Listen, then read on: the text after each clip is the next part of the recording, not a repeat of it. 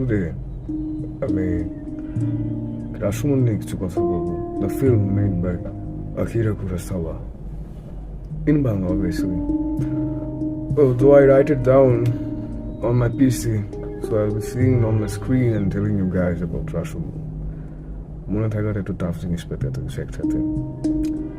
রাশমন সত্য মানুষ ও অস্তিত্বের দার্শনিক বিশ্লেষণ, সত্যের আপেক্ষিকতা, এক সত্য বহুরূপ। রাশমন মূল হৃদয়ে আছে একটি প্রশ্ন, রাশমনের মূল হৃদয়ে আছে একটি প্রশ্ন, সত্য কি একা? সিনেমায় একই ঘটনার চারটি বর্ণনা দেওয়া হয়, কিন্তু চারটি সত্যি আলাদা। এতে বোঝানো হয় সত্য কোনো স্থির বস্তু নয়, বরং মানুষের দৃষ্টিভঙ্গির প্রতিবিম্ব। মানুষ যা দেখে তাই নয়, মানুষ যা হতে চায় তাই সে সত্য বলে বিশ্বাস করে। এই যেন আয়নায় তাকানো চারজন মানুষের চারটি প্রতিবিম্ব।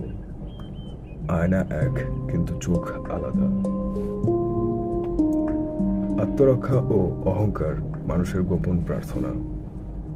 প্রত্যেক চরিত্র নিজের বর্ণনা নিজেকে বাঁচাতে চায়। ডাকাত নিজেকে বীর বানায়, স্ত্রী নিজেকে লজ্জিত কিন্তু নৈতিকভাবে উচ্চস্থানে রাখে। সামুরাই মৃত্যুর পরও সম্মান রক্ষা করতে চায়, কাঠুরে নিজের অপরাধ লুকায়। এখানে কুরোসাওয়া দেখান মানুষ সত্যের সে নিজের ইমেজকে বেশি ভালোবাসে।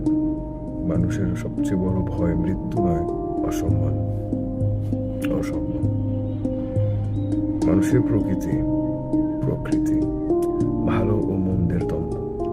রাশমন বলে মানুষ জন্মগতভাবে ভালো বা মন্দ নয়, মানুষ একই সাথে আলো ও অন্ধকার, লাইট অ্যান্ড ডার্কনেস। কাঠুরে মিথ্যা বলে কিন্তু শেষে শিশুটিকে বাঁচায়। এই দ্বন্দ্ব দেখায় মানুষ নিষ্ঠুর আবার মানবিক, মানুষ মিথ্যাবাদী আবার করুণাময়। মানুষের আত্মা যেন এক যুদ্ধক্ষেত্র, যেখানে ঈশ্বর ও পশু একসাথে বাস করে। ইম্পর্টেন্ট ওয়ান, অস্তিত্ববাদী প্রশ্ন। আমরা কি সত্যি জানি আমরা কি জানি সত্য কি? ইচ্ছা করে ভুল করি, মজা লাগে। রাশমন আসলে অস্তিত্ববাদী দর্শনের মতো, যেখানে বলা হয় পরম সত্য নেই, আছে কেবল মানুষের ব্যাখ্যা। যদি সত্য নির্দিষ্ট না হয় তবে ন্যায় বিচার কি, নৈতিকতা কি, ঈশ্বর কি? এই সিনেমা দর্শককে প্রশ্নের মধ্যে ফেলে দেয়, তুমি কোন বর্ণনাকে বিশ্বাস করবে আর কেন?